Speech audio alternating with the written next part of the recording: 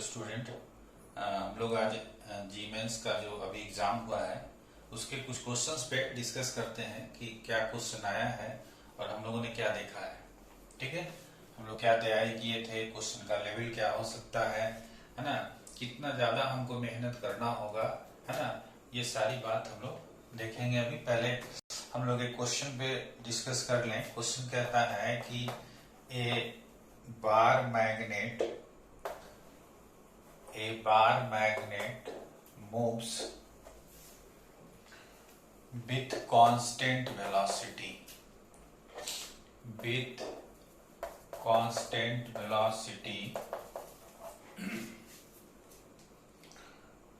as shown in figure through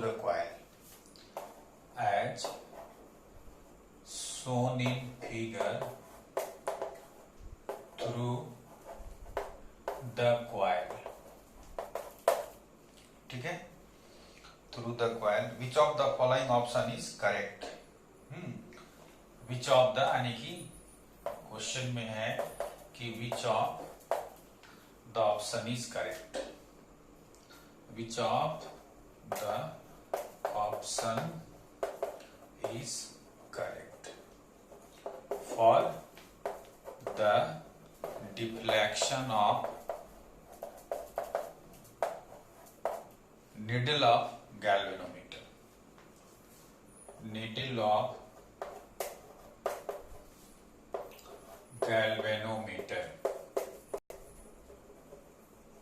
ठीक है, needle of galvanometer.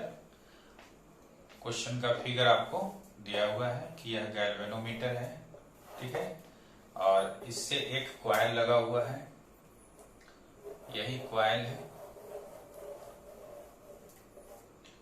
यह कॉइल लगा हुआ है। यहाँ पर एक मैग्नेट है, यह मैग्नेट है। ठीक है, और इसको इससे होके मूव कराया जा रहा है। तो गैल्वेनोमीटर के निडल का जो डिफ्लेक्शन है वो बताना है। ठीक है, तो ऑप्शन हम लोग देखें पहले कि ऑप्शन क्या कह रहा है ना। पहला ऑप्शन है ये, फर्स्ट ऑप्शन ये है। दूसरा ऑप्शन ये डिफ्लेक्शन इधर है, इसमें डिफ्लेक्शन नहीं है, इसमें डिफ्लेक्शन राइट साइड है। तीसरा ऑप्शन है लेफ्ट डिफ्लेक्शन है, कोई डिफ्लेक्शन नहीं है, कोई डिफ्लेक्शन नहीं है। और चौथा ऑप्शन है कि फर्स्ट और सेकंड में कोई डिफ्लेक्शन नहीं है। ठीक है, और तीसरा में लेफ्ट साइड डिफ्लेक्शन है। Which of the option is correct, कौन सा ऑप्शन जो है वो करेक्ट होगा इसमें। इस क्वेश्चन को सॉल्व करने से पहले हम आपको इसके पहले यानी सेकेंड वीडियो में बताए हैं, और पहले भी हम आपको बता चुके हैं कि E इज इक्वल टू जो फॉर्मूला है फैराडेज लॉ का, -φ2 -φ1 by T, very simple formula. और इसी फार्मूला पे बनेगा क्योंकि इसमें हम आपको बताए हैं कि जब फ्लक्स इंक्रीजिंग ऑर्डर में होता है, यहाँ पे देखिए यह φ2 φ1 से ग्रेटर होगा तो E निगेटिव होगा, और फ्लक्स अगर डिक्रीजिंग ऑर्डर में है, फ्लक्स अगर डिक्रीज हो रहा है तो E जो है वो पॉजिटिव होगा। ठीक है, अब चलते हैं गैल्वेनोमीटर की बात में। तो गैल्वेनोमीटर में है ना, गैल्वेनोमीटर क्या कहता है, गैल्वेनोमीटर कहता है कि अगर इससे कोई करंट फ्लो ना होता है तो इसमें कोई डिफ्लेक्शन नहीं होता है। और जो गैल्वेनोमीटर में जो निडल है उसका डिफ्लेक्शन दोनों तरफ होता है। अगर पोटेंशियल डिफरेंस निगेटिव आ रहा है तो लेफ्ट डिफ्लेक्शन होगा, पॉजिटिव आ रहा है राइट साइड डिफ्लेक्शन होगा। पोटेंशियल डिफरेंस का मतलब इंड्यूस्ड ईएमएफ यहाँ पे लेंगे, अगर वो निगेटिव आएगा तो लेफ्ट साइड, पॉजिटिव आएगा राइट साइड। ठीक है, तो देखते हैं हम लोग कि ईएमएफ निगेटिव आ रहा है, पॉजिटिव आ रहा है कि क्या आ रहा है। जब हम किसी भी मैग्नेट को मूव कराएंगे टुवर्ड्स ए कॉइल, आप खुद जान रहे हो कि जो ये फील्ड लाइंस है, number of field lines increase करेगा, और जब इंक्रीज करेगा that means change of flux जो है ना, यानी कि change of flux will be positive और final EMF will be negative, क्योंकि इसके पहले नेगेटिव साइन है, यानी कि इंक्रीजिंग फ्लक्स होगा तो इंड्यूस्ड ईएमएफ नेगेटिव होगा। देखिए यहाँ पर जब ये मैग्नेट अप्रोच कर रहा है ना, तो फ्लक्स इंक्रीजिंग है, फ्लक्स इंक्रीजिंग है मतलब ईएमएफ जो है वो नेगेटिव होगा, और ईएमएफ नेगेटिव होगा इसका मतलब कि यहां से यहां तक जब ये पहुंचता है तो डिफ्लेक्शन लेफ्ट साइड होगा। फिर जब यह मैग्नेट इसके अंदर मूव करता है तो कोई भी फ्लक्स चेंज नहीं होगा, इसलिए नहीं चेंज होगा कि मैक्सिमम फील्ड लाइन से निकल रहा है जो इसके अंदर है, चेंज ऑफ फ्लक्स होगा ही नहीं यहां से यहां तक में, है ना। दैट मीन्स जब तक ये इसके अंदर मूव करेगा, है ना, कोई भी चेंज ऑफ फ्लक्स नहीं होगा, और कोई भी चेंज ऑफ फ्लक्स नहीं होगा it means EMF will B zero, यानी कि कोई डिफ्लेक्शन नहीं होगा गैल्वेनोमीटर में। और फिर जब मैग्नेट यहां से बाहर जाएगा तो फ्लक्स जो है वो डिक्रीजिंग होगा, और फ्लक्स डिक्रीजिंग होगा इट मींस जो ईएमएफ इंड्यूस्ड है वो पॉजिटिव होगा, और जब ईएमएफ इंड्यूस्ड ईएमएफ पॉजिटिव होगा, है ना, इसका मतलब है कि जो गैल्वेनोमीटर है वो राइट साइड डिफ्लेक्शन देगा, यानी हम लोग के हिसाब से आंसर ये हुआ। अब देखते हैं ये कौन सा इसमें आंसर सूट कर रहा है। तो देखिए पहला वाला नहीं होगा, दूसरा वाला देखिए, तो दूसरा वाले में left no deflection, right deflection, left no deflection, right deflection, यानी दूसरा आंसर सही है। फिर भी हम लोग 3 और 4 को टैली करा के देख लेंगे कहीं हम गलत तो नहीं है, क्योंकि एग्जामिनेशन के समय में है ना थोड़ा सा आपको घबराहट होती है, इसलिए आप इन सारे ऑप्शंस को एक बार जरूर मिला ले। तो देखिए left no right, left no right नहीं है, ये नो नो है, इसमें भी 2 बार नो है, यानी ये ऑप्शन गलत, ये ऑप्शन गलत, हमारा ये ऑप्शन सही होगा। ठीक है, तो ईएमआई से आपने देखा कि हमने जो आपको बताया था इससे ये क्वेश्चन आपको टैली किया। अब चलते हैं हम लोग नेक्स्ट क्वेश्चन पे। हम लोग अब स्टार्टिंग से इलेक्ट्रिक फील्ड से क्वेश्चन देखें कि इलेक्ट्रिक फील्ड से क्या क्या क्वेश्चन पूछा है, और एक एक क्वेश्चन पे हम लोग डिस्कस करेंगे। इसके अभी जो जितना भी सेट है, जो भी पूछा है क्वेश्चन, एक क्वेश्चन हम लोगों के सामने आ रहा है ना, कि ए चार्ज ऑफ पार्टिकल हैविंग, है ना, q and speed v is moving in xy plane in x direction. It enters in a region of uniform electric field directed in y direction and extend up to x is equal to 0 to d. Then what is the equation of path in terms of d? In terms of d, और charge particle है, charge particle having charge q। अगर having charge q दे रहा है इसका मतलब कि आपको positive मान के चलना है। क्वेश्चन क्या है, ये जो हमारा पहला वीडियो इसमें आप देखेंगे बहुत कम देर का उसका एक छोटा सा पार्ट दिया गया है, लेकिन ये क्वेश्चन जो उसमें बताया गया वही क्वेश्चन यह पूछा है यहाँ पे, है ना। कह रहा है कि यह यूनिफॉर्म इलेक्ट्रिक फील्ड है, सपोज कर लिया कि यह यूनिफॉर्म इलेक्ट्रिक फील्ड है, ठीक है, और इस यूनिफॉर्म इलेक्ट्रिक फील्ड में किसी भी चार्ज पार्टिकल को थ्रो किया गया नॉर्मली, ठीक है। तो मान लिया कि यह क्यू चार्ज पार्टिकल है, इसको इसमें नॉर्मली थ्रो किया गया, ठीक है। तो जब अगर यह इलेक्ट्रिक फील्ड नहीं होता तो यह चार्ज पार्टिकल सीधे जाता और स्क्रीन के इस पॉइंट पर कोलाइड करता है। But in the presence of this electric field, चूंकि इलेक्ट्रिक फील्ड का जो डायरेक्शन होता है फ्रॉम पॉजिटिव टू निगेटिव होता है, ठीक है। तो जैसे ही इसमें इन करेगा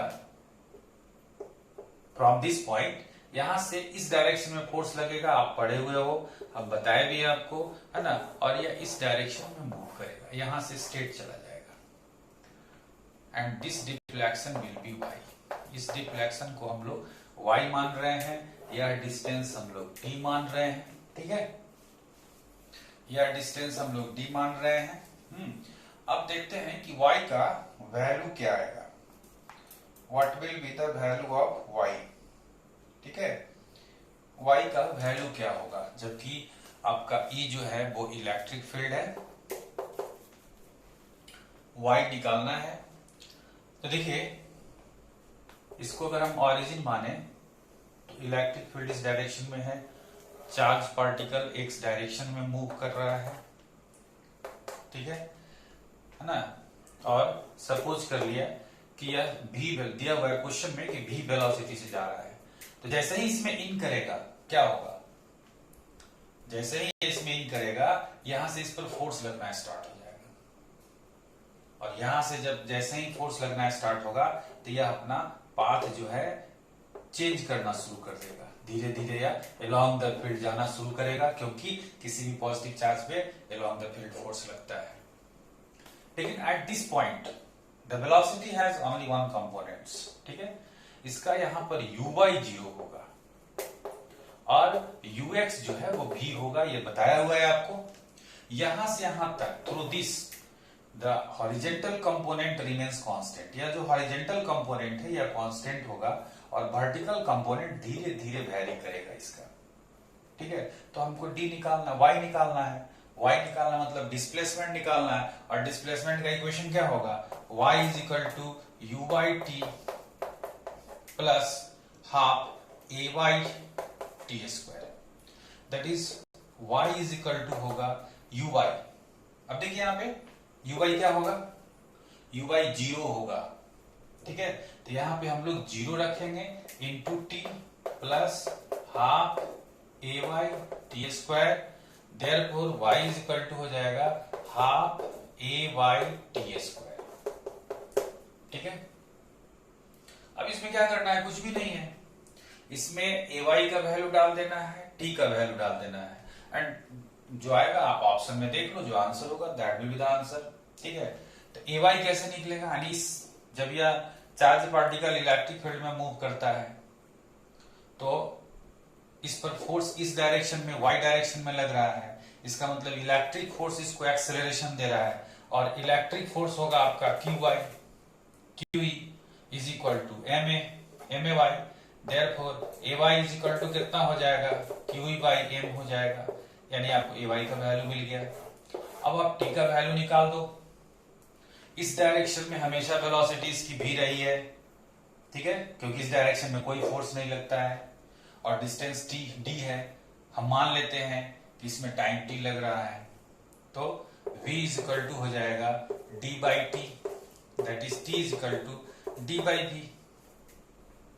कितना आसान है। अब इसका वैल्यू जो है हम लोग इक्वेशन फर्स्ट में डाल देंगे, तो y इज इक्वल टू हो जाएगा half into QE by M, और t स्क्वायर है, तो t का वैल्यू आपको कितना आ रहा है, t का वैल्यू d बाई v, तो that is d by v the whole square, it means y is equal to आपको आ रहा है half into QE by MV square into d square, ठीक है। अब इसका ऑप्शन हम लोग देखें कि ऑप्शन क्या है ना, इस क्वेश्चन का ऑप्शन क्या दे रहा है। तो पहला ऑप्शन दे रहा है आपको 1/2 QE by MV square into d square, दूसरा ऑप्शन दे रहा है QE d square y is equal to QE d square by MV square, तीसरा ऑप्शन दे रहा है 2QE d square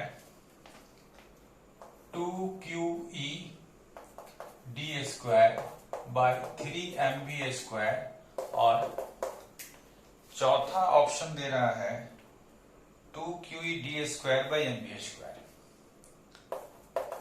2QE d square by MV square, ठीक है।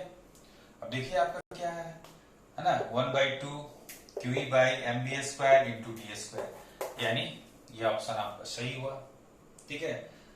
तो एक चीज हमेशा ध्यान रखिए कि जीमेंस के क्वेश्चन में आपको ध्यान देना होगा, दो बुक पे अगर आप स्ट्रेस करते हो, देखो ये एनसीईआरटी का क्वेश्चन है ना, पहला चैप्टर का एडिशनल का 33 नंबर क्वेश्चन है। ट्रू कॉपी यही क्वेश्चन ही है जो आपको जीमेंस अभी जो एग्जाम हुआ है उस एग्जाम में आपको पूछा है, सोच लीजिए। इसके बाद चूंकि वीडियो लंबा हो जा रहा है इसलिए हम लोग क्वेश्चन और भी डिस्कस करेंगे, ठीक है ना। जैसे पोटेंशियल से आपको क्वेश्चन पूछा है, फिर कैपेसिटर से क्वेश्चन पूछा है, तो कैपेसिटर का जो क्वेश्चन पूछा है वो अभी एनसीईआरटी से है ना, और कुछ क्वेश्चन आपको एससीबी से है। अगर दो बुक पे आप एम्फेसिस करते हो, है ना, तो जीमेंस में अच्छा मार्क्स लाना is not a very hard task. आप हमेशा ध्यान रखिएगा, बशर्ते कि आप लगन से उस मतलब जो भी पढ़ रहे हैं वो मन से पढ़िए, ठीक है। हल्का सा हम आपको हिंट्स कर दें कि पोटेंशियल का जो क्वेश्चन है वो पोटेंशियल का क्वेश्चन क्या पूछा है, ठीक है। फिर हम लोग अगले वीडियोस के एक एक क्वेश्चन पे हम लोग डिस्कस करेंगे, और उसके बाद हम लोग 12th और 11th के दोनों 11th और 12th दोनों से हम लोग इंपॉर्टेंट क्वेश्चन पर जनवरी 21 के लिए डिस्कस करेंगे। अभी एक दो वीडियो में हम लोग ये डिस्कस करेंगे क्वेश्चन क्या आया है और हमारा प्रिपरेशन का बेस क्या हो सकता है। जैसे आपको एक क्वेश्चन पोटेंशियल में पूछा है कि यह दो कंसेंट्रिक आपको दिया हुआ है, स्फीयर दिया हुआ है, ठीक है। दो कंसेंट्रिक स्फीयर दिया हुआ है, एक का रेडियस r है, एक का रेडियस 4r है, ठीक है ना। And these are the 2 points P and Q, ठीक है। P एंड Q और चाहे A B कुछ भी मान लीजिए क्वेश्चन में, और चार्ज दिया हुआ है कि इस पर इतना चार्ज है, इस पर प्लस Q1 चार्ज है, इस पर प्लस Q2 चार्ज है, ठीक है। तो आपको VA माइनस VB निकालना है, VA माइनस VB निकालना है।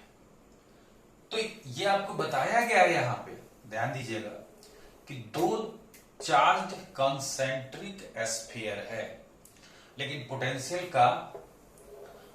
के केस में हम लोग क्या जानते हैं कि कोई भी चार्ज बॉडी अगर है, चार्ज स्फीयर है, हॉलो स्फीयर है, तो उसके अंदर फील्ड नहीं होता है लेकिन पोटेंशियल होता है, और पोटेंशियल उतना ही होता है जितना इसके सरफेस पे होता है, ठीक है। तो यहां पर जो पोटेंशियल हम लेंगे, इसके सरफेस पर जो पोटेंशियल लेंगे, पहली बार इस चार्ज के कारण, दूसरी बार इस प्लस Q2 चार्ज के कारण, फिर यहां पर पोटेंशियल लेंगे इसके कारण, फिर इसके कारण, और फिर हम लोग VA माइनस VB या V1 माइनस V2 करके और पोटेंशियल निकाल लेंगे, है ना। देखिए कितना आसान क्वेश्चन है, थोड़ा सा अगर आप केयर करते हो it will be better for you, है ना। थैंक्स, फिर हम लोग नेक्स्ट वीडियो में मिलते हैं, ओके।